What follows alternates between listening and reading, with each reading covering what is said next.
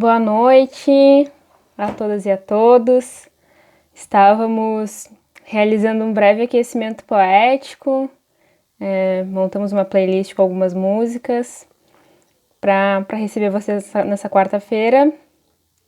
Hoje nós temos a conversação Deleuze e a Arte, uma leitura da obra de Anne Sovanargs. E essa ação ela é promovida pelo LAPSO, Laboratório de Arte e Psicologia Social, com o apoio da Regional Rio Grande do Sul, da Associação Brasileira de Psicologia Social, a ABRAPSO. Gostaria de avisá-los que esse encontro está sendo gravado.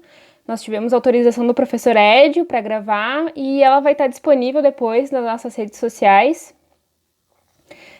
Eu vou explicar brevemente como vai acontecer o nosso encontro.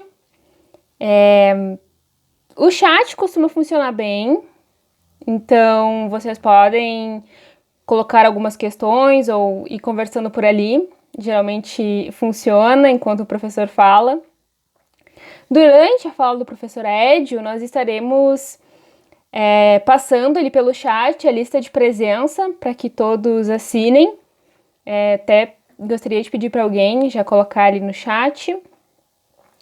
E o professor Edio vai fazer uma exposição inicial, em torno de 50 minutos, 55 minutos, e depois nós vamos abrir para as questões que aparecerem, e aí vocês podem fazer essas questões tanto pelo chat, de modo escrito, ou se vocês se sentirem à vontade, abrir o microfone e colocar a questão diretamente para o professor Edio. Para quem ainda não conhece, nós da Psicologia UFPEL temos um grande carinho pelo professor Edio, é sempre bom escutar ele. Ele é quem coordena o LAPSO, então, o Laboratório de Arte e Psicologia Social. Tem pós-doutorado em Filosofia pela Universidade Paris-Nanterre. É doutor em Psicologia Social e Institucional pela Universidade Federal do Rio Grande do Sul e é professor adjunto do curso de Psicologia da UFPEL. O professor Edio certamente é o grande culpado por nós estarmos aqui em todas as quartas-feiras. E eu gostaria de agradecer ao professor Edio por ter nos proporcionado encontros tão bons e tão potentes todas as quartas. Depois dessa apresentação, só me resta então passar a palavra para o professor Edio para ele fazer a fala dele. Eu quero agradecer o interesse de todos vocês. É muito legal poder conversar sobre essa temática que a gente vai pensar juntos aí, poder trabalhar aí essa noite. Eu tive com a Anne Sovanargs durante um ano na Université Paris-Nanterre. Ela aceitou um projeto de pós-doc meu, então eu tive com ela de agosto de 2018 a agosto de 2019. Foi um processo super bacana. O título dessa fala, inclusive, vem de um livro da Anne, que é esse aqui, Deleuze e a Arte. Quando eu pensei nessa fala, bem antes da pandemia, a minha intenção era oferecer para vocês uma espécie de um resumo sobre essa obra da Anne. Uma obra que eu admiro muito. Todo esse Deleuze, modo de usar, que a gente organizou, acho que alguns de vocês sabem disso, ele foi pensado num formato presencial.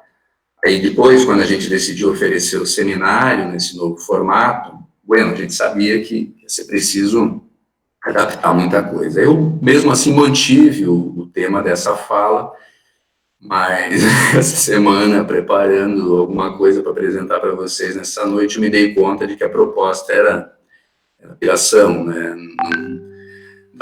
Do modo como eu havia imaginado, ela era irrealizável, não é possível. Como resumir uma obra complexa, ainda sem tradução para o português, de uma filósofa pouco conhecida no Brasil, em coisa de 50 minutos. Assim, ao invés de eles apresentar uma síntese descabida dessa obra, eu achei mais elegante lhes fazer um convite. O convite é o seguinte: no próximo semestre, o LAPSO, o Laboratório de Arte e Psicologia Social, do curso de Psicologia aqui da UFPEL, vai oferecer um grupo de estudos sobre essa obra da Anne, sobre Deleuze e Lar. Então, quem tiver interesse, será muito bem-vindo. A gente vai ler e debater todos os capítulos dessa importante obra da Anne. Quem tiver interesse, então, por favor, envie um e-mail para a gente. A Andressa vai publicar para vocês aqui no chat agora o endereço do nosso e-mail, no Deleuze Modos de Usar. Vocês mandam aí um oi para a gente, dizendo da intenção de vocês de estarem trabalhando conosco no próximo semestre. Assim que a gente tiver uma ideia, a gente ainda não sabe exatamente quando que vai abrir, se começo de outubro, primeira quinzena. Aí a gente responde para vocês, dizendo o dia, horário, quem puder, quem quiser se juntar à trupe, será super bem-vindo. Bueno, mas se a gente não vai ler um resumo da obra da Anne, o que diabo vamos fazer essa noite?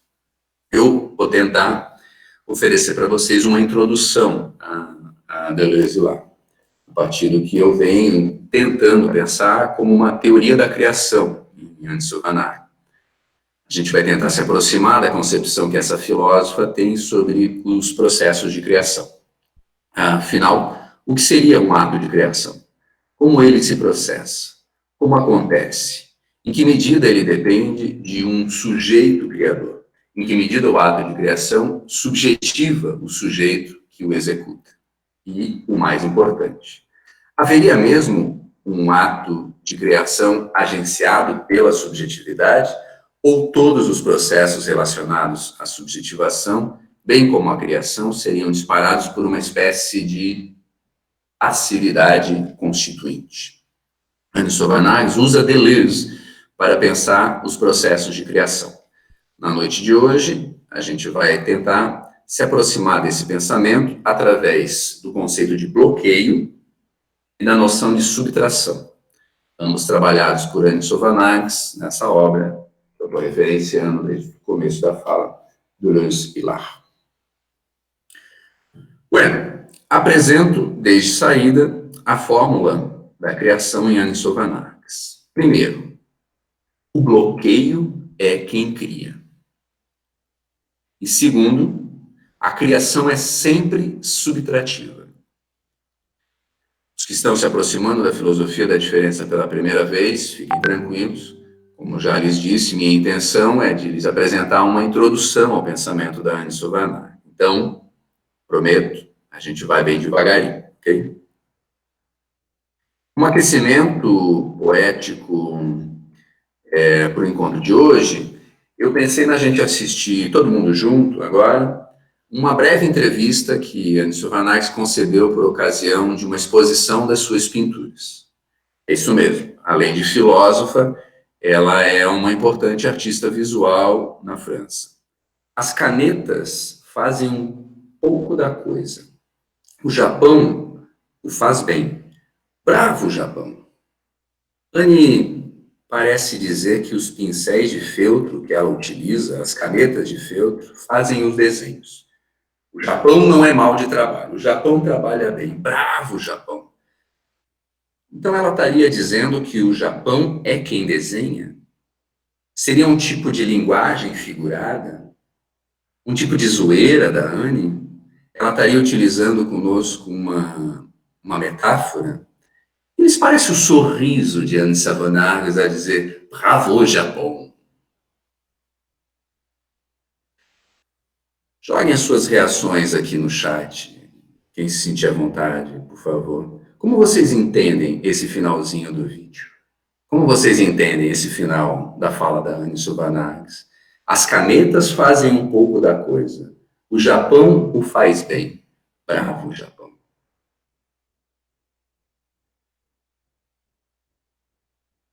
O Eduardo Pacheco, querido, grande Pacheco, está dizendo aqui uma maneira que tive de inventar um momento de pintar durante o meu dia assalariado. O Fernando Rodrigues me lembrou bastante do Champ, bastante irônico. Ele está apostando numa ironia da Anne. André Jobim diz, não há arte sem o instrumento, não há arte sem lugar. A Helena, que sente a imagem e a traduz, que só pinta porque existe algo que a faz pensar. A Tatiana, expressar o cotidiano. O Pacheco coloca uma questão, o que há sem lugar. Bueno. Mas acredito que, de modo geral, vocês percebem que ela faz um deslocamento para falar do processo de criação, sim. O ato de criação não aparece localizado exclusivamente no sujeito. Anne não convoca o ato de criação como um ato particular, próprio dela, como artista. Pelo contrário, ela parabeniza o Japão pela pintura realizada. O que está em jogo aqui é uma crítica à noção de sujeito como origem do ato de criação. Já que o Japão não é um sujeito, o Japão não é um artista. O Japão é um país, e ainda assim ele cria. Mas em que sentido isso se dá?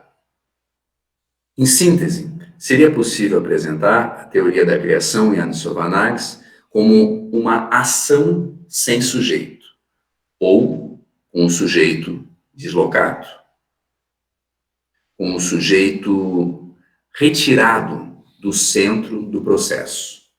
Um processo de criação onde o sujeito vem, mas vem a reboque, onde o ato de criação não tem mais sua origem no gênio artístico e criativo, onde o ato de criação não habita mais o dentro de um grande artista, quase sempre branco, masculino e europeu.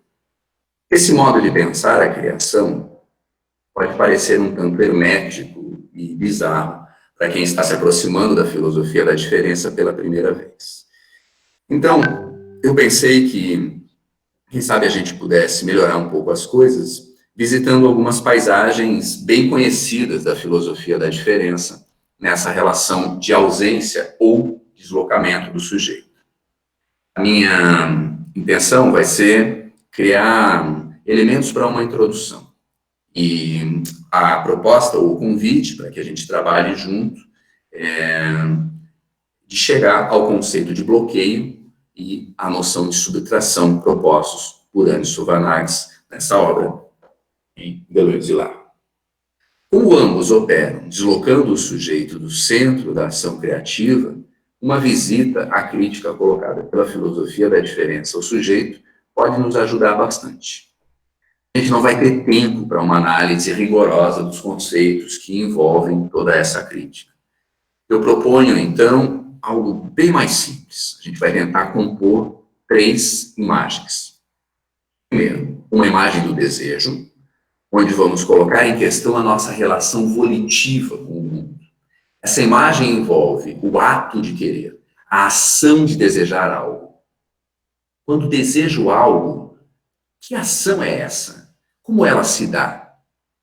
O desenho dessa primeira imagem vai nos apresentar um modo de pensar o desejo descentralizado do sujeito. A segunda imagem é uma imagem da individuação.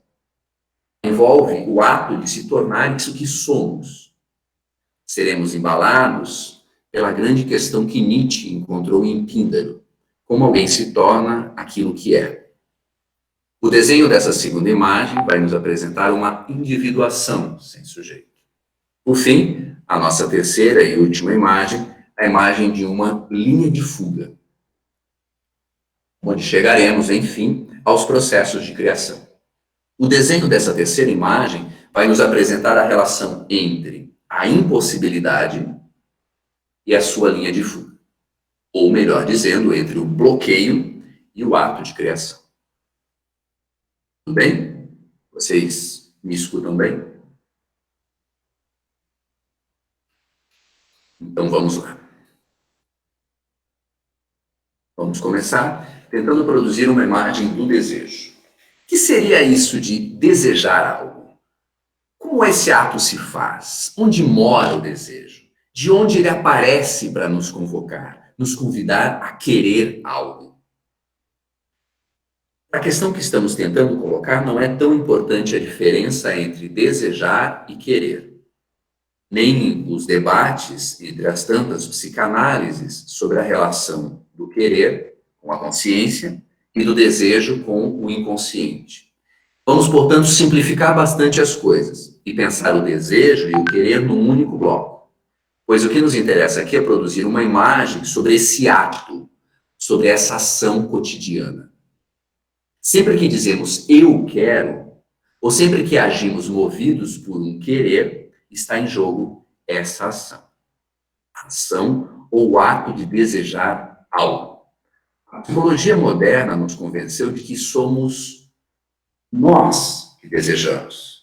Sempre que queremos algo, convencidos por essas narrativas, temos a tendência de imaginar que o desejo está em nós, que ele nos habita. Para algumas dessas psicologias, haveria inclusive uma relação do desejo com a verdade do sujeito.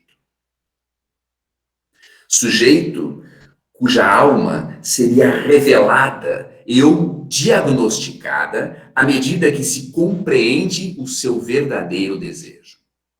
Para essas psicologias, radicalmente criticadas por Michel Foucault como tecnologias de saber e poder, revelar o desejo seria revelar a verdade do sujeito. De modo geral, a ideia é de que o desejo é algo próprio do sujeito, ou seja, de que a ação de querer é algo que acontece no espaço interno, do dentro do sujeito. Do mesmo modo, como o ato de criação teria origem no dentro do artista, o ato de desejar teria origem no dentro de todos nós. As psicologias modernas se dividem basicamente em dois grandes blocos, quando tentam explicar o ato de querer.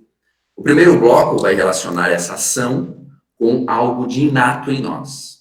Haveria para essas psicologias uma pulsão, um instinto, uma potência orgânica que estaria em nós antes de nos relacionarmos com o mundo. O desejo seria, portanto, próprio do sujeito, porque, de certa forma, nasceria com ele. Para o segundo bloco, o desejo seria sempre uma produção social. À medida que o sujeito se relaciona com o mundo, ele vai interiorizando esse ou aquele modo de desejar, esse ou aquele modo de querer as coisas. Para esse segundo bloco, o desejo não nasceria com o sujeito, ele vai sendo adquirido aos poucos. O desejo seria, portanto, próprio do sujeito à medida que ele é interiorizado em seu corpo. Ambos os entendimentos, ambos os blocos, chegam à mesma conclusão. Quando queremos alguma coisa, somos nós que queremos. Ou seja, o desejo está dentro de nós, ele parte de nós. Podemos discutir se ele nasce conosco ou se ele é interiorizado em nós. Contudo, ambas as posições concordam que existe uma relação entre propriedade e desejo. Aqui o ponto de clivagem, o antiédipo, e a crítica radical de Deleuze e Guattari ao capitalismo. Resumindo, o desejo é sempre visto como algo próprio do sujeito. Percebam que essa imagem do desejo é parecida com a imagem que algumas leituras da história da arte apresentam sobre o artista como criador. Esse artista genial, que a partir de algo intrínseco, de algo que lhe é próprio, privado, cria novas formas de expressão. Essa genialidade pode ser inata à la Mozart, que compunha com 5 anos de idade, ou pode ser adquirida à la Basquiat, que se alimentava da cidade para produzir a sua arte. Contudo, não é raro que o processo de criação dessas obras seja visto como próprio, privado, particular do artista criador.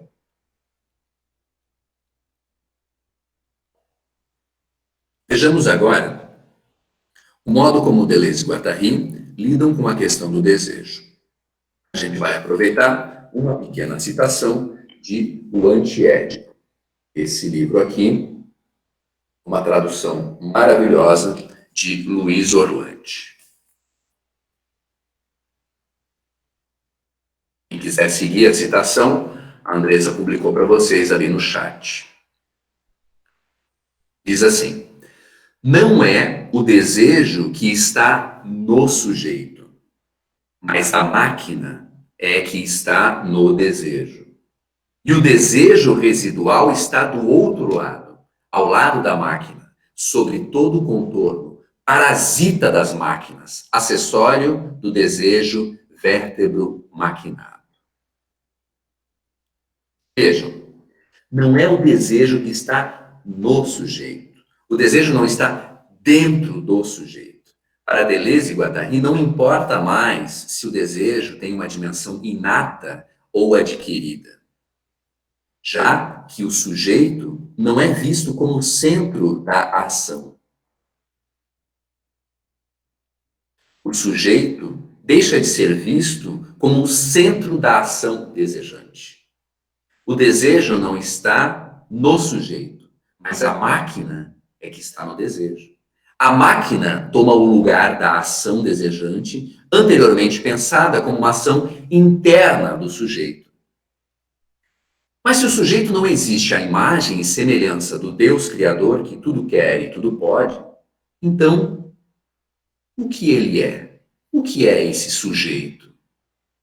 O sujeito, responde Deleuze e Guattari, é um parasita das máquinas, um acessório do desejo vértebro maquinado. Ele não existe sem as máquinas. E o mais importante de tudo, ele não existe antes das máquinas. O sujeito é apenas um resíduo das máquinas. Mas e a máquina? O que é? Ah, a máquina. Essa sim é desejante. Não é o sujeito que deseja, mas sim as máquinas. O sujeito vai a reboque do desejo nas máquinas. Aquilo que as psicologias imaginaram dentro do sujeito, seja de modo inato ou internalizado, aquilo que a psicanálise substancializou como o inconsciente, deixa de fazer sentido diante aquilo que Deleuze e Guattari chamam de máquinas desejantes. Nesse livro, o Antiédipo, e que mais tarde, num outro livro, chamado Mil Platôs, eles vão repensar como um agenciamento. Então, o conceito de máquina desejante que aparece no Antiédipo, que a gente está usando aqui, mais tarde, em Mil Platôs, será revisto como agenciamento. Bueno, para ajudar na composição dessa primeira imagem, a gente vai agora tomar um segundo exemplo. Eu acredito que possamos aproveitar bem um trecho de Nietzsche e a filosofia, onde Deleuze está falando sobre o método de Nietzsche. Nietzsche e a filosofia é um livro de Deleuze, e há um capítulo específico onde Deleuze está falando sobre o método que Friedrich Nietzsche, o filósofo alemão, utilizava em seus trabalhos. Esse método de Nietzsche, Deleuze chama de método de dramatização. Andressa deve ter publicado para vocês aqui no chat. Quem quiser seguir, pode seguir a leitura da citação por ali também. Leio a página 38 de Nietzsche e a filosofia. Essa forma de pergunta deriva um método. Sendo dados um conceito, um sentimento, uma crença, serão tratados como sintomas de uma vontade que quer alguma coisa. O que quer aquele que diz isso? Que pensa ou experimenta aquilo? Trata-se de mostrar que não poderia dizê-lo, pensá-lo ou senti-lo se não tivesse tal vontade, tal maneira de ser. O que quer aquele que fala, que ama ou que cria? A base do método de dramatização é o querer. Mas é fundamental perceber que não é o sujeito que quer, já que no método de dramatização, um conceito, um sentimento, uma crença podem ser colocados como disparadores do querer. A fórmula pode ser simplificada do seguinte modo: quando eu quero alguma coisa, o que é isso que quer em mim? Quando eu quero alguma coisa, o que é isso que quer em mim? Ou dizendo de outro modo, quem quer em mim quando quero isso ou aquilo? Importante. Quem aqui não é um sujeito. Quem aqui não é o namorado da Barbie, mas uma vetorização de forças. O método, portanto, nos ajuda a mapear as forças que nos fazem querer. As forças que nos fazem desejar dessa e não daquela forma. O erro. Se vocês quiserem chamar essas forças de máquinas desejantes, talvez consigamos visualizar agora a nossa primeira imagem. A imagem do desejo. Eu posso utilizar o método de dramatização para mapear essas forças. Sendo que essas forças estão em mim. Mas eu também posso mapear as mesmas forças em um conceito, em um sentimento, em uma crença. Por exemplo, o que quer o conceito de bloqueio em Anderson Van Ark? Pergunta que me fiz e a partir da qual estou desenvolvendo essa exposição para vocês.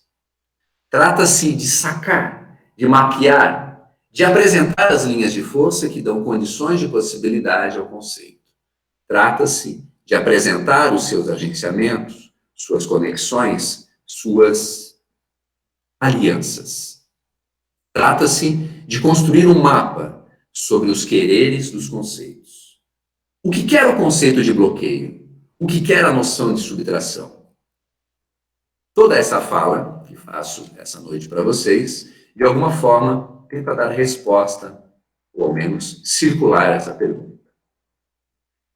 Bem, por hora podemos dobrar nossa primeira imagem. Cuidado, por favor, dobrem, que é um pouco frágil, ainda está em processo de elaboração. E guardem aí com vocês, numa gaveta, ou mesmo no bolso da camisa, da calça, onde vocês preferirem, mas num lugar próximo a vocês. Vamos dobrar essa imagem com delicadeza, com cuidado, e guardar ela um pouquinho. A gente já vai utilizar ela na sequência.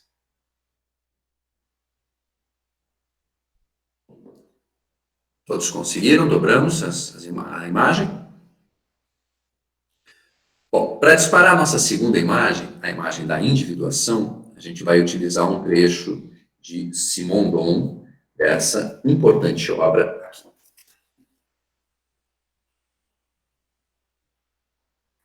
Essa é uma obra super importante na filosofia da diferença, e a gente até então não tinha ela traduzida para o português. Recentemente, a editora 34 publicou. Então, agora a gente tem uma maravilhosa tradução do Guilherme Ivo e do Luiz Aragon, dessa importante obra do Simondon, que é a individuação à luz das noções de forma e de informação. A gente vai pegar um trechinho, bem no começo, ali na página 13, como disparador da nossa segunda imagem. Então, vamos lá. O monismo do pensamento substancialista, centrado em si mesmo, opõe-se à bipolaridade do esquema ilemórfico. No entanto, há algo em comum nessas duas maneiras de abordar a realidade do indivíduo. Ambas supõem que exista um princípio de individuação anterior à própria individuação, suscetível de explicá-la, de produzi-la e de conduzi-la. O pensamento substancialista ou essencialista, simplificando muito, claro, por favor, a gente pode aproximar de Platão e de toda a história da filosofia que nos acompanha até hoje, onde temos aí agenciamentos com essa filosofia, com essa escola. O esquema ilemórfico a gente pode aproximar de Aristóteles, da mesma forma do Aristóteles que chega até hoje nas nossas tantas pensações. Mas o que seria esse algo incomum que Simondon afirma haver entre teorias que quase sempre pensamos como opostas? Como vocês compreendem essa afirmação de Simondon? Ambas supõem que exista um princípio de individuação anterior à própria individuação, suscetível de explicá-la, de produzi-la, de conduzi-la. Vocês assistiram à fala do professor Daniel Mendonça, que tivemos aqui no Deleuze Modos de Usar? O professor Daniel nos apresentou uma leitura muito instigante sobre o pós-estruturalismo. Quem não assistiu, quem não teve a oportunidade de assistir a live, se quiser, pode acessar a gravação que publicamos na página do projeto. Bem, segundo o professor Daniel Mendonça, podemos pensar o pós-estruturalismo como uma abertura diante do pensamento fundacional. O que quer dizer isso? O que seria o pensamento fundacional? Nós podemos chamá-lo também de metafísico, mas o termo não é tão preciso. O pensamento fundacional é aquele que faz da fundamentação a explicação das coisas que tenta conhecer. Dizendo de outro modo, para que se possa compreender as coisas, tais quais elas se apresentam a nós, seria preciso descobrir as leis, os fundamentos que as governam.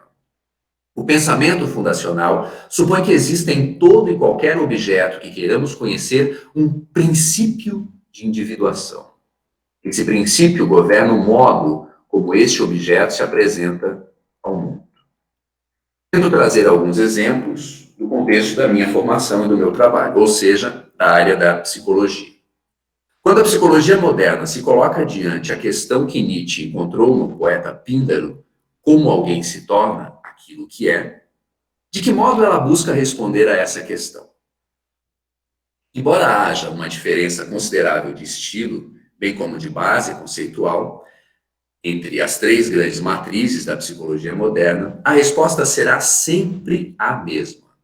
Ou seja, segundo tais psicologias, compreender como alguém se tornou aquilo que é significa compreender um determinado princípio de individuação.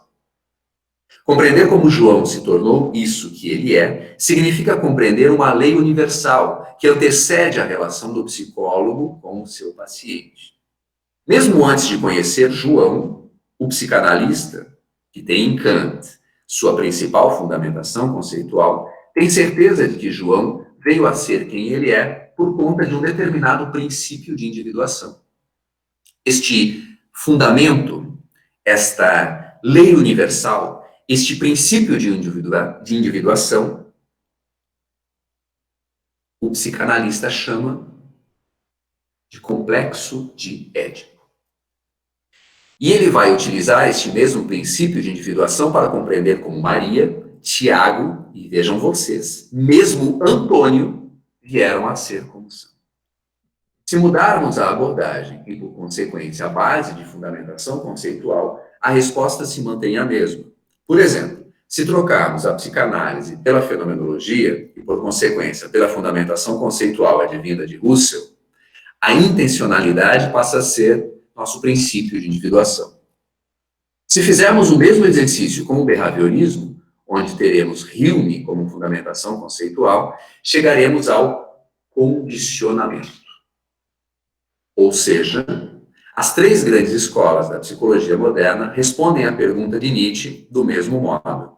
Chico veio a ser isso que ele é por conta de uma lei, por conta de um princípio de individuação que antecede e que governa sua individuação. Por que isso acontece? Porque a psicologia moderna ainda se mantém, em certo sentido, metafísica. Porque ela continua procurando a resposta da questão, como alguém se torna aquilo que é, no sujeito. Ou seja, tanto a psicanálise, como a fenomenologia, como o behaviorismo, tentam conhecer a individuação a partir do indivíduo. A pergunta é colocada diante de um sujeito que se apresenta à teoria, mas o sujeito aparece pronto, individuado, já constituído. Esse sujeito já individuado, portanto, é a base de toda a psicologia moderna. Contudo, O que aconteceria se invertêssemos o trajeto? Se tentássemos conhecer o indivíduo a partir da individuação, e não mais a individuação a partir do indivíduo. Essa é a grande revolução causada por Simondon. O foco do problema passa a ser a individuação, e não mais o indivíduo constituído. O condicionamento, a intencionalidade, o complexo de Édipo são princípios de individuação.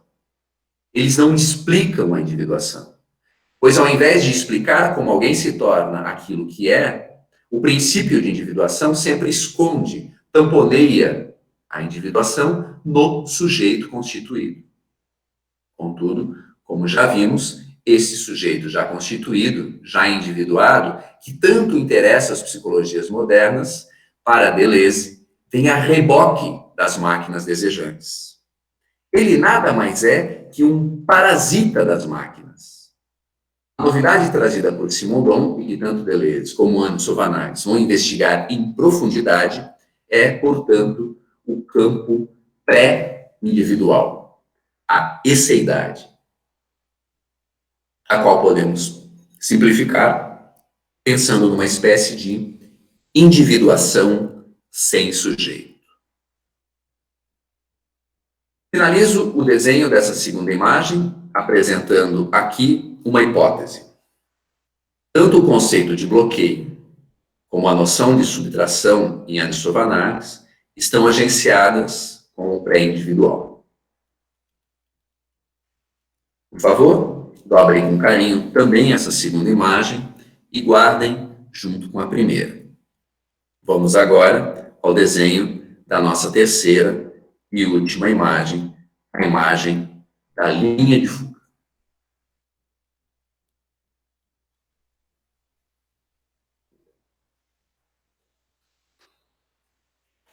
Imagine um grande duto, um cano, por onde corre com muita pressão certo volume de água.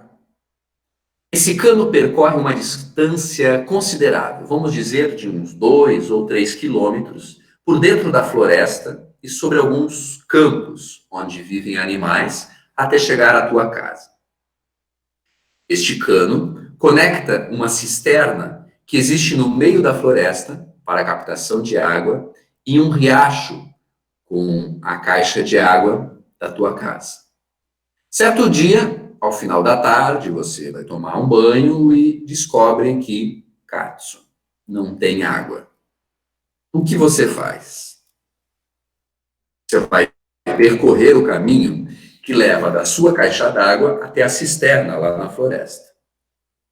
Após alguns minutos caminhando, você descobre que o problema é o seguinte: o cano estourou.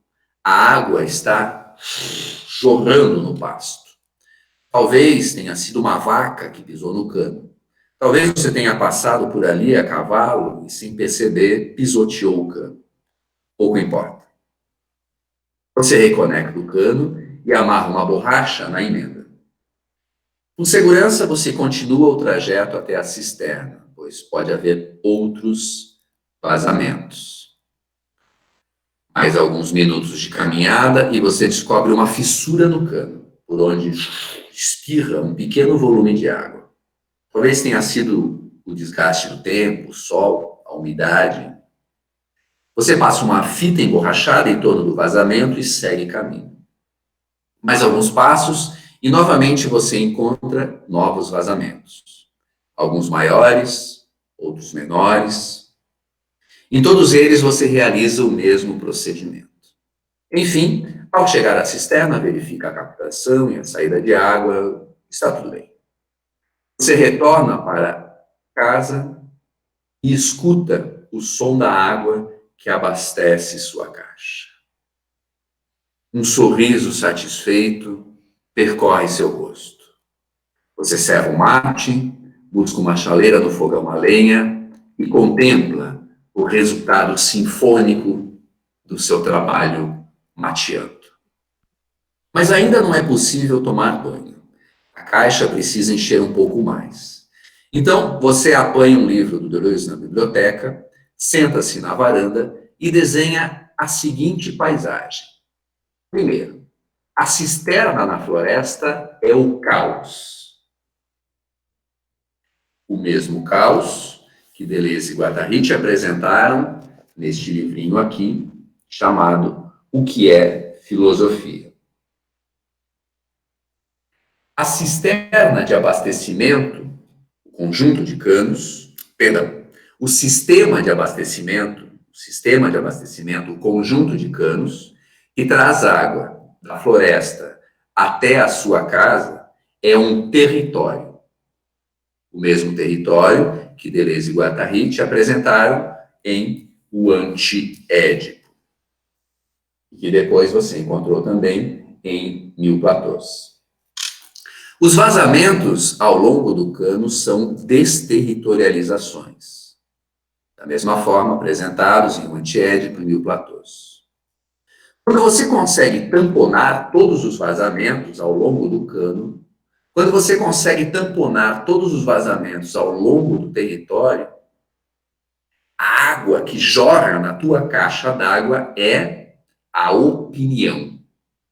A mesma opinião descrita por Deleuze e Guattari no último capítulo, de que é a filosofia, chamado Do Caos ao Cérebro.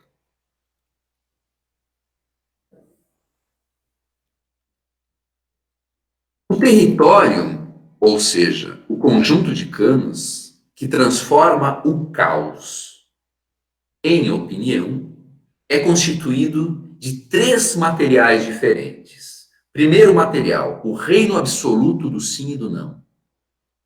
Segundo material, a alternativa como lei do possível. Terceiro material, a escolha como pseudo-liberdade do desejo sujeitado aos recortes pré-estabelecidos. Nesse momento, você lembra de Zurabishvili. Vai novamente à biblioteca e apanha o vocabulário de Deleuze. Sim, está lá, na página 61.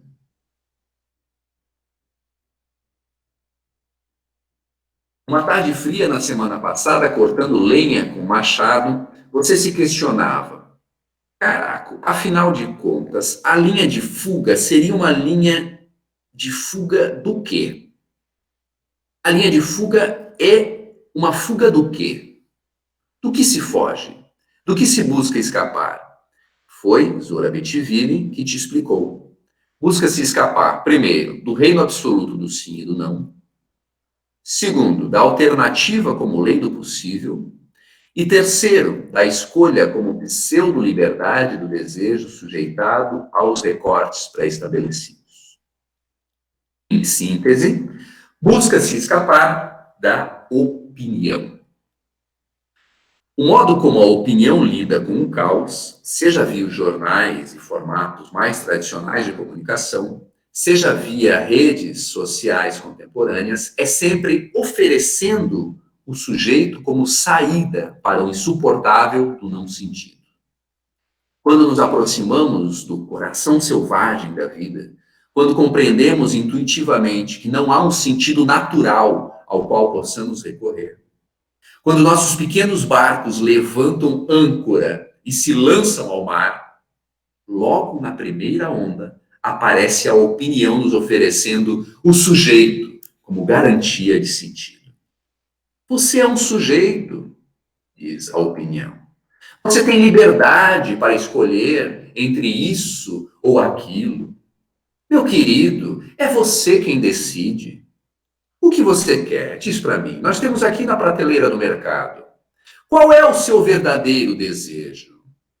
Se você conhecer o seu verdadeiro desejo, veja, você vai ser feliz. Você não precisa se esforçar para criar sentido diante do não sentido que o caos te impõe. Eu, a opinião, vou lhe dar o meu sentido. Basta você aceitar que é um sujeito livre e que tem escolhas diante dessa liberdade. Esqueça o caos. Durma tranquilo em meus braços. Eu vou te dizer um segredo. Você é alguém especial. Você é quem está no comando de tudo. Você será um vencedor. Basta você fazer as escolhas certas. Basta você ser você mesmo. Seja mais você. Você toma um banho quente e após jantar, vai dormir tranquilo. Como de costume, o galo canta às 5:30 da manhã. Você acorda e vai preparar o café. Mas nada de água na torneira. Um tanto irritado com a situação, você calça as botas, passa a mão no facão, coloca 2 ou 3 frutas na mochila e caminha, ainda no escuro, rumo à cisterna, para verificar se houve algum entupimento. Ao chegar ao local, no meio da floresta, a grande surpresa. Todo o processo de reterritorialização que você havia feito no dia anterior se rompeu. São dezenas de vazamentos ao longo do território. O cano está todo furado. O que fazer agora? Você não faz a menor ideia. O sol está nascendo. As cores do arrebol, misturadas ao verde do campo, compõem uma belíssima imagem. Nessa paisagem incrível, sua percepção muda radicalmente. É nesse instante, neste corte, nesse preciso instante, que você traça uma linha de fuga. Você percebe que o abastecimento de água bloqueado pelos vazamentos é um ótimo método de irrigação para a sua plantação de melancia. Você ia perder a plantação de melancia. E agora você compreende que a solução não é reterritorializar o sistema, mas fazer vazar mais. Fugir é fazer fugir. Foi isso que você aprendeu com o Zura Betivir. Fugir é fazer fugir. Você apanha o facão e, ao longo do território, insere novos vazamentos no cano. Aos poucos, vai constituindo o traçado da sua linha de fuga. Um sorriso exuberante se estende ao longo da sua face. Depois de algum tempo de trabalho, você se senta num tronco caído, apanha uma fruta na mochila e abre o livro de Anne Sovanax, Deleuze e Lar, na página 146. Enquanto saboreia a fruta, escuta Anne lhe dizendo o seguinte: a postura criadora revela o bloqueio ao mesmo tempo que sua linha de fuga. O que é criador é a realização do bloqueio, cuja impossibilidade não constitui uma privação ou uma lacuna, mas uma remoção, ablação, subtração. Uma subtração positiva que desencadeia modificações ativas, linguísticas e literárias.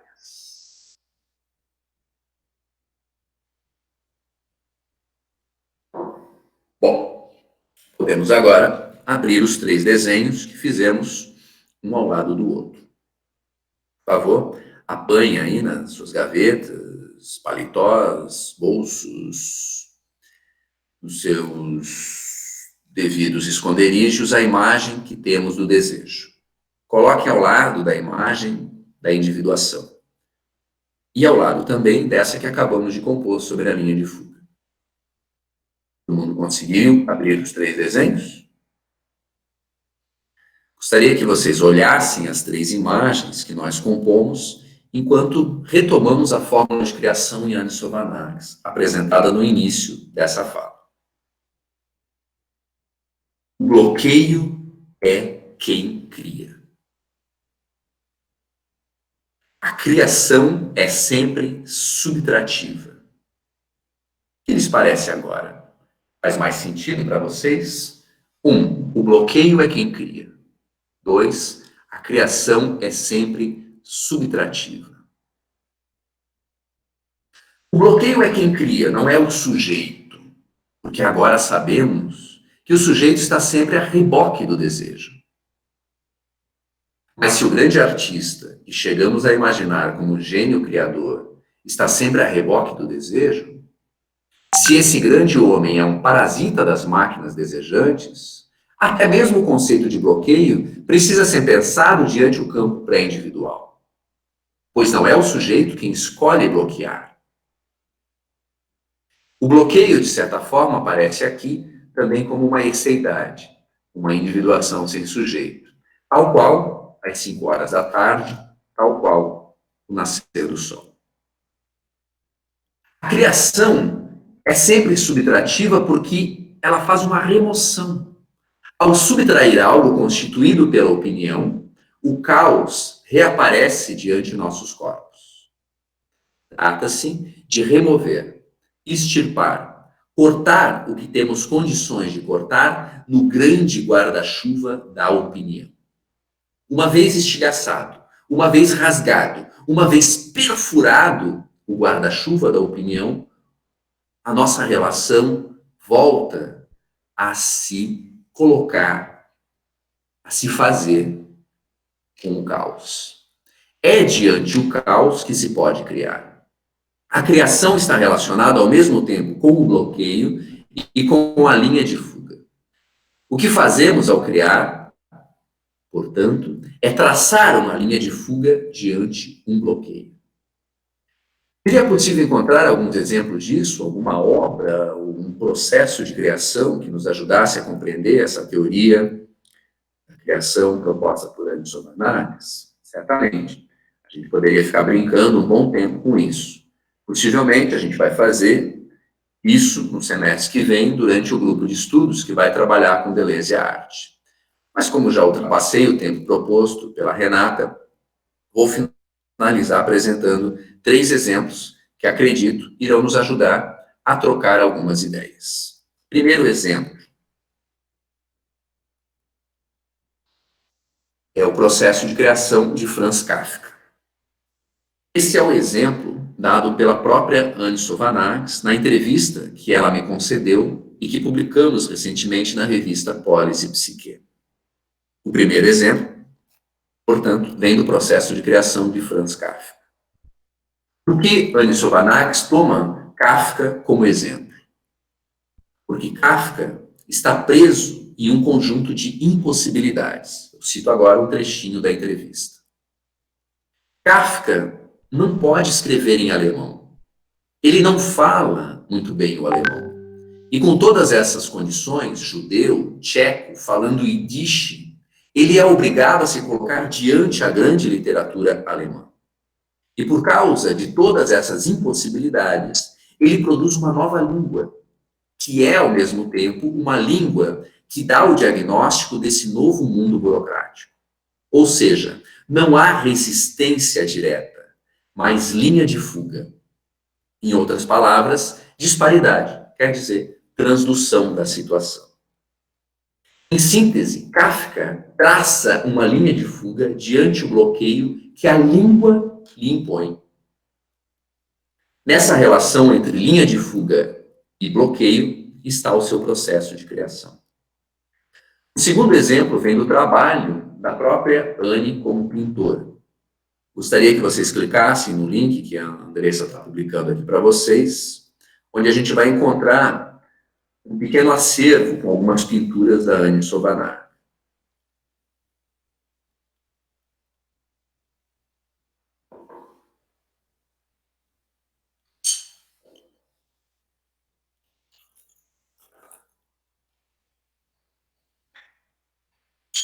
Essas pinturas, todas elas, a Anne produz em movimento. Ela conta na entrevista que a gente fez com ela, que ela ia trabalhar. Ela pegava o trem, pegava o metrô, o RR, e ela ia trabalhar. E dentro desse processo, sem tempo para estar num ateliê, sem a conjuntura ou contexto tradicional da pintura, ela começa a realizar um exercício de pintura ali, nesse deslocamento, dentro do trem.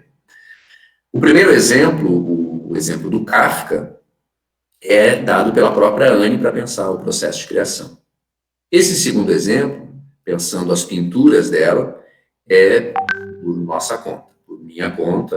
Eu estou tentando trabalhar essa questão. A Andressa Silveira e eu estamos escrevendo um ensaio tentando fazer essa aproximação do processo de criação da Anne Sovanaghs, do processo de criação das pinturas dela, com os conceitos que ela apresenta em Deleuze e Lar. Eu leio para vocês um pequeno trecho desse ensaio, que ainda não está publicado, a gente está trabalhando nele, só para terem uma ideia de como a gente está se colocando questões a respeito disso. Todas essas obras, essas que vocês estão vendo aí, as pinturas da Anne, foram realizadas durante algum tipo de deslocamento. A pintura de Anne está sempre agenciada a um tipo de deslocamento, quase sempre realizado em transportes públicos. Tais composições se misturam com o acaso, com o deslocamento, com as pausas e as velocidades do trem. Seria possível considerar o ateliê tradicional, onde assistimos o grande pintor produzindo sua obra-prima, isolado no silêncio de sua intimidade? Podemos imaginar que esse ateliê estaria bloqueado dentro do trem? As pinturas de Anne Sovanaghs estariam se relacionando com tais bloqueios? A impossibilidade de trabalhar com o apoio de uma mesa estável, um cavalete, de utilizar telas, pincéis, paleta, tinta a óleo, tinta acrílica, aquarela, nanquim, enfim, de utilizar o próprio ateliê como instrumento de trabalho, modificaria a relação do artista com a obra? São questões que nós estamos nos colocando, para a qual ainda não temos nenhuma resposta muito definitiva, mas em síntese, eu penso que Anne Sovanaghs, ela traça uma linha de fuga diante o bloqueio que o espaço lhe impõe.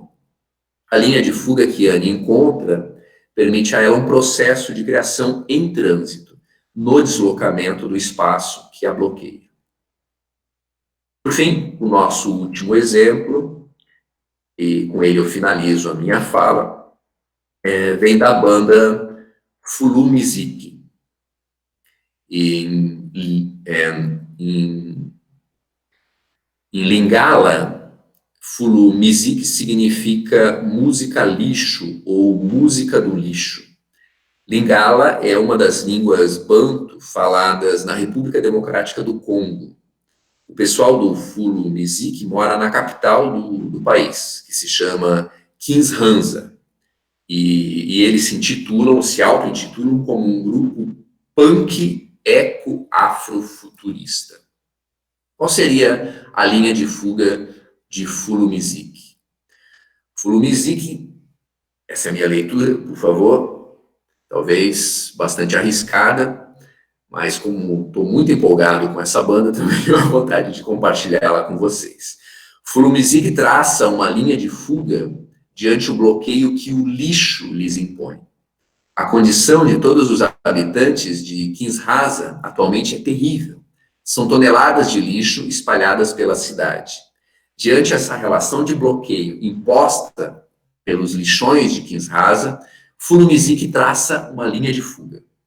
Fazer música com instrumentos construídos exclusivamente de materiais encontrados no lixão. Vamos ouvir juntos o resultado dessa incrível linha de fuga. Eu peço que todos cliquem no endereço que estamos colocando no chat, abram o arquivo, mas ainda não ouçam. Vamos fazer o mesmo exercício que a gente fez com o vídeo da Anne Sovanaghs no início. Depois da gente assistir, a gente pode bater um papo. Estou à disposição de vocês para a gente conversar. Se puderem, ouçam aí bem alto, porque é muito genial demais da conta. Então, vamos lá, eu vou contar de 3 a 1, e aí vocês clicam e curtam aí o Fulu Music. Todo mundo conseguiu abrir? Sim? Então, vamos lá. 3, 2, 1, já! a gente sempre sai de uma aula do Edio, assim, sabe, sem saber o que falar, o que dizer. E eu me senti muito lá no segundo semestre, quando a gente teve psicologia social, né? Quando a gente começou a trabalhar com antiético, etc. E a imagem que fica para mim é que as aulas do Ed, no geral, são sempre aulas que elas precisam ser ruminadas. Elas não a gente não consegue digerir, assim, né? Tem que aquilo fica cutucando a gente. Então, muito obrigada, professor Ed, por hoje, pelas músicas, pelo potente encontro de hoje. Sintam-se à vontade, se alguém tiver alguma questão. Sempre quando eu vi essa banda, eu sempre comecei também a me lembrar as roupas, as vestimentas deles parecem muito com o que o Bispo do Rosário fez, né? Aqueles mantos do Bispo do Rosário sempre me lembra muito. A banda também tem surgido algumas coisas na internet. Eu não sei se alguém sabe o nome, mas tem uma banda de meninos. Então eles têm umas baterias, eles fazem umas performances. É muito interessante, assim, de ver como esse bloqueio cria. Se alguém tiver alguma questão. Tem uma questão que foi colocada bem inicialmente, que é uma questão da Tamires Guedes. Eu não sei se a Tamires está por aí, se ela quer colocar a questão dela.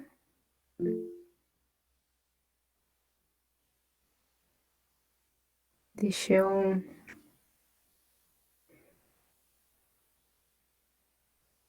Eu não sei, Tamires, se tu quer que eu leia a tua questão ou se tu quer abrir o teu microfone e falar o que ficar mais confortável para ti.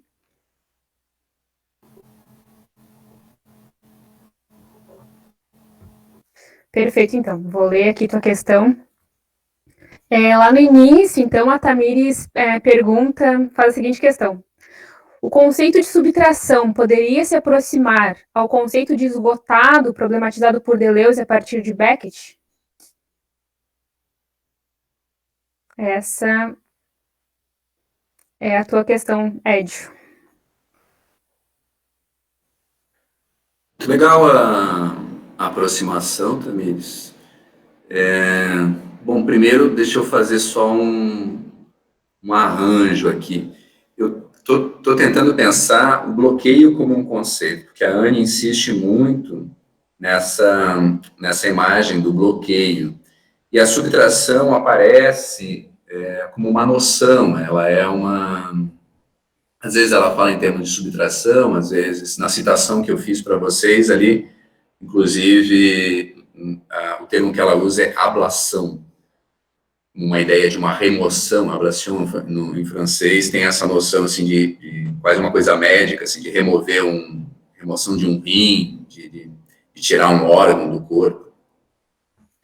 Então, a ideia do esgotamento, do esgotado no Deleuze, acho que é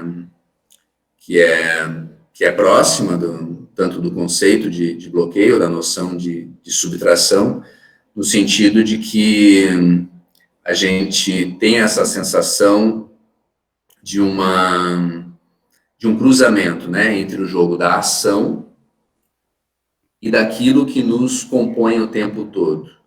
A Anne chama isso de uma passividade constituinte. Mais ou menos como a imagem da linha de fuga, né, que eu tentei montar para vocês. Há essas máquinas de desejo operando no nosso corpo o tempo todo, e de repente algo acontece, pá, você faz o traçado, você traça a linha de fuga. Talvez se a gente aproxima do Beckett, a gente poderia, sei, que começo a delirar um pouco contigo, até seria legal se tu quiser pensar um pouco junto, porque sempre é uma leitura, né, que a gente está fazendo. Mas a gente poderia pensar, aproximando os dois mundos, e talvez, para chegar na linha de fuga, para chegar num processo de afirmação, de criação, você precisa esgotar. Se você Se você está se você tá na opinião, se você não sai dela, a linha de fuga não aparece, né? Você está tomado por está capturado, digamos assim, pelas manobras, pelas dicotomias, pelo sim e não, pelo certo e errado, por pelos permanentes paradoxos que mantêm a gente sempre como refém. Então, quando a gente esgota, lá no Beckett são as línguas, né? É a língua 1, a língua 2 e a língua 3. Quando a gente consegue esgotar essas 3 línguas, ali eu produzo algo. A diferença, talvez, que seria legal de marcar, é que lá no Beckett, o que eu produzo quando eu esgoto é uma imagem, né? Ao esgotar as 3 línguas, eu consigo produzir uma imagem. E aqui, no jogo do processo de criação, eu tenho o traçado da linha de fuga relacionado com o bloqueio. É legal, é uma aproximação super potente aí, que daria da gente trabalhar bastante em si.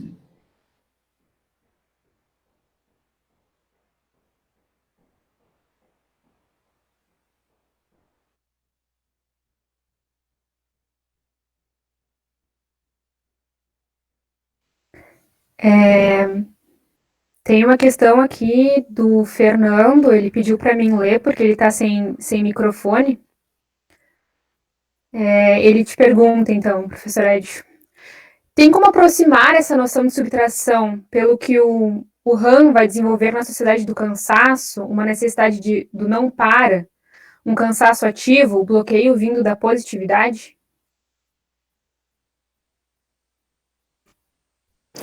Pois é, no RAM eu não vou alcançar, Fernando. Talvez se tu quiser trazer a tua leitura, seria muito legal.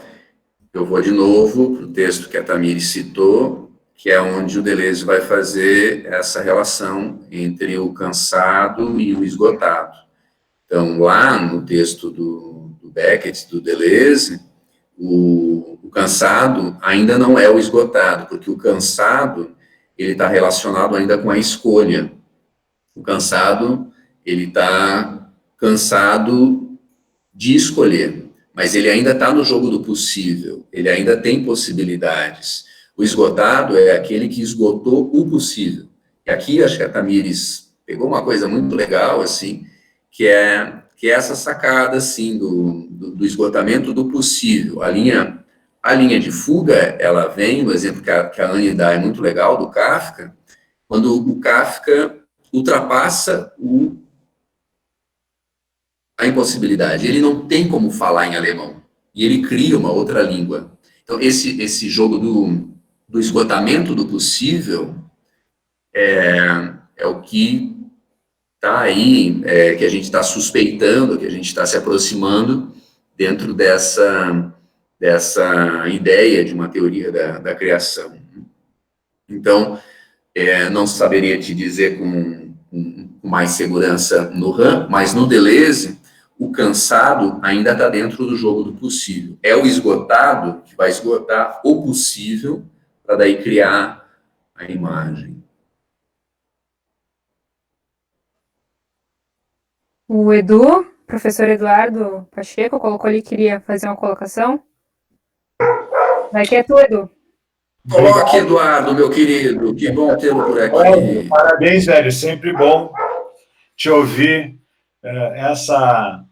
Esse lugar cheio de conhecimento, aliado a essa potência vocal, é algo inspirador, velho. Obrigado, fico muito contente comigo.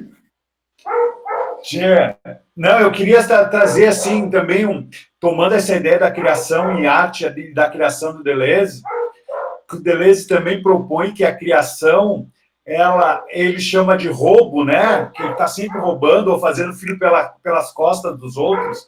E eu só queria citar o exemplo do Acti tocando Mozart com cara de Brasil. Uma hora que vocês quiserem escutar, escutem o Acti tocando a sonata de Mozart, ao vivo, com instrumentos não convencionais também, nessa perspectiva de desterritorializar o material.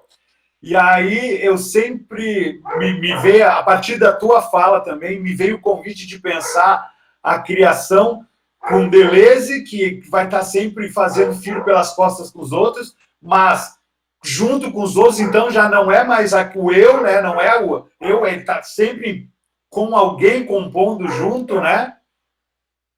Mas, e aí eu quero botar nessa conversa o Manuel de Barros, velho, que propõe e aí que tira da infância a ideia de tu tirar o sentido das coisas, tu tirar a opressão daquilo, a opressão do objetivo para que as coisas foram criadas. E aí tu pega uma roda de bicicleta e faz dela um instrumento sonoro, tu pega uma caixa, tu pega o lixo, tu pega a corrente e faz, em coletivo, né, faz sonoridades, né? E essa ideia assim, que a gente tem discutido de aterrar esses pensadores dos nossos lugares. Então, essa música do Acti aterra o Mozart no Brasil, preteia o Mozart e preteia a brasileira Deleuze também. E a brasileira francesa, a brasileira nos abrasileira filosoficamente também. Ah, que legal, Pacheco, muito bacana a tua fala. Depois, se tu achar, joga pra gente aqui no chat, que a gente vai guardar essas coisinhas aqui. Seria super legal compartilhar esse link com o povo todo aí. Eu também não conheço essa do Acti, eu adoro o Acti, mas essa aí deles tocando o Mozart eu desconheço. E o Pacheco tocou num ponto que para mim é muito legal, é muito importante. A gente tem insistido nesse ritornelo, que esse Deleuze modo de usar, ele é isso, assim, é uma tentativa de pretear um pouco o Deleuze, de abrasileirar, de latinizar, de trazer o Deleuze para os nossos contextos. A gente está com questões aqui, nós moramos num lugar que não é Paris, que não é França, a gente tem as nossas questões e a gente está usando o Deleuze como uma máquina, um agenciamento para pensar as nossas questões. Então, é proposital mesmo isso de fazer os filhos pelas costas daquele que nos ensinou a fazer filho pelas costas.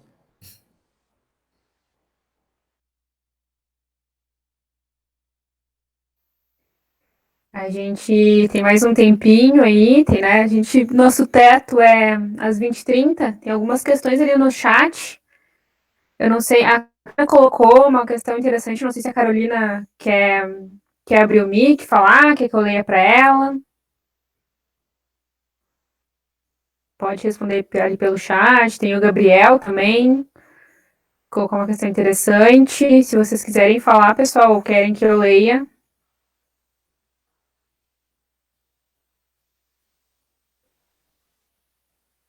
Carolina pediu para eu ler porque ela está num lugar barulhento.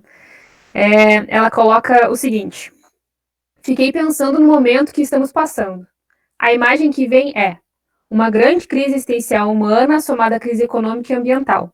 Somamos a essa imagem a crise sanitária da pandemia que nos paralisa. De que maneira os esgotamentos que se apresentam agora poderiam nos levar a novas linhas de fuga? Puxa, obrigado, Carolina. Eu queria ter avançado nesse sentido e o tempo já estava gigantesco, não deu de trabalhar essas questões, mas tu me permite agora trazer um pouquinho dessa tensão que para mim, para o Pacheco, acho que para os 11 professores que estão envolvidos aí nessa tentativa de latinizar o Deleuze, é super importante.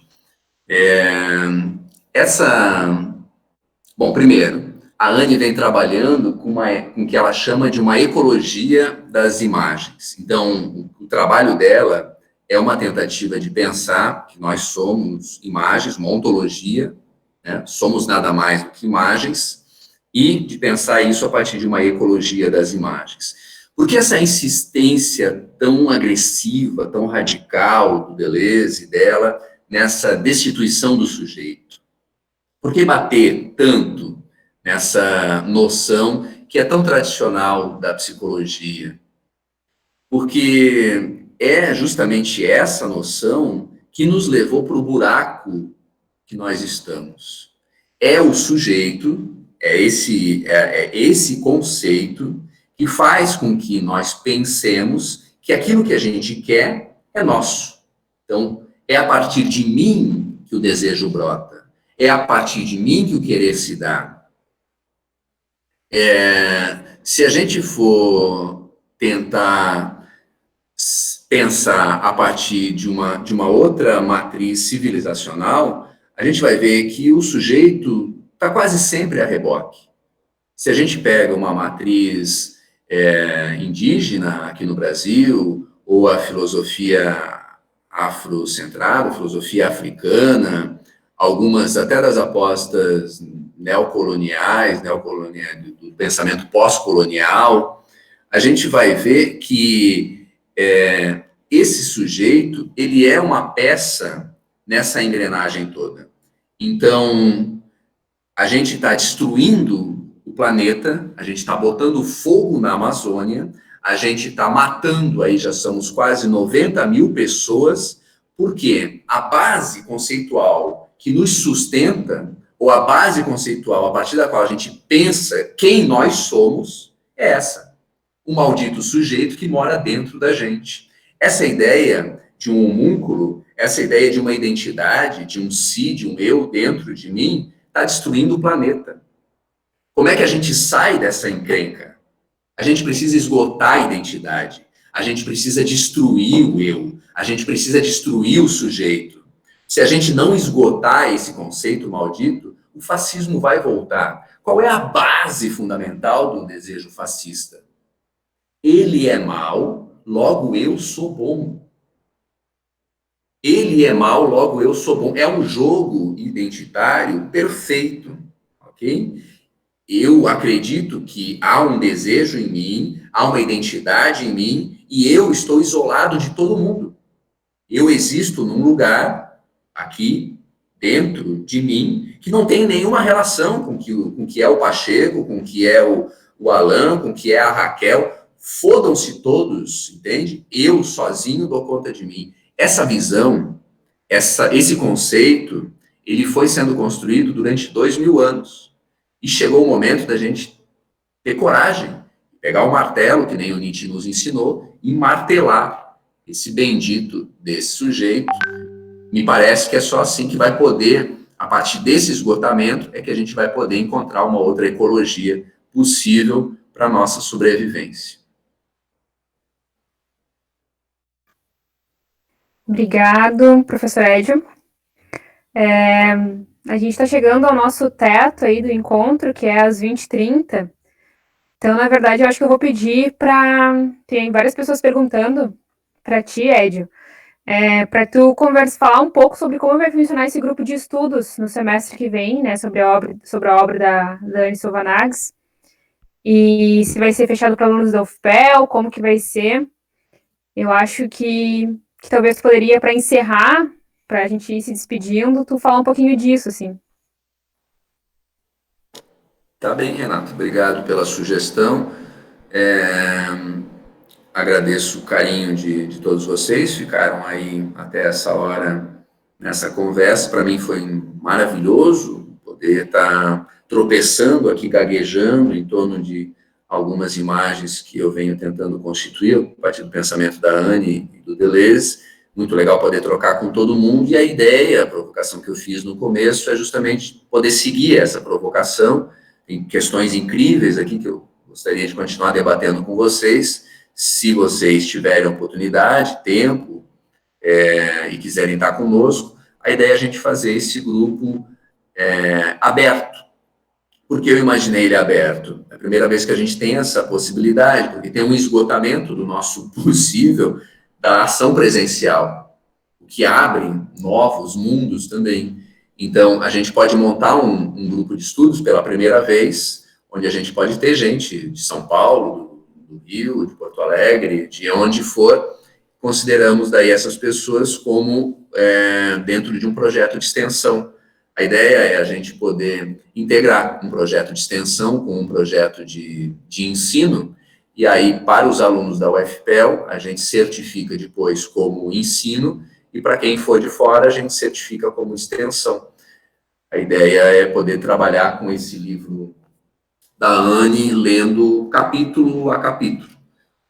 Traduzir, a gente vai traduzir a Lilian Hack, que é uma das pesquisadoras que está no Deleuze Modo de Usar. Ela faz o encerramento lá no dia 9, isso, pessoal, acho que 9 de setembro, né? Temos uma fala da Lilian, que vai articular Deleuze e Clarice Lispector, e ela vai ser uma colaboradora nesse processo de tradução. Então, a ideia é que a gente vai traduzindo e aí compartilhando com vocês e debatendo. Mas a ideia é fazer uma leitura integral da obra, ler capítulo a capítulo, ler do início ao fim o livro. E aí, vamos ver o que a gente consegue produzir a partir desse trabalho, dessa pesquisa.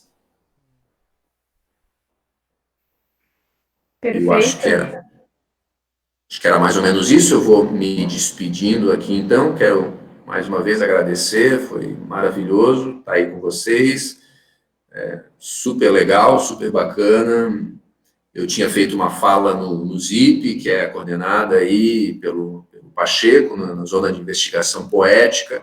Aproveitei um pouco de lá e acho que aqui consegui trazer alguns elementos novos. São os 2 primeiros momentos que eu tenho a oportunidade de estar trazendo um pouco do projeto de pós-doutorado lá na França. Então, foi maravilhoso para mim. Agradeço muito a parceria aí com todo mundo.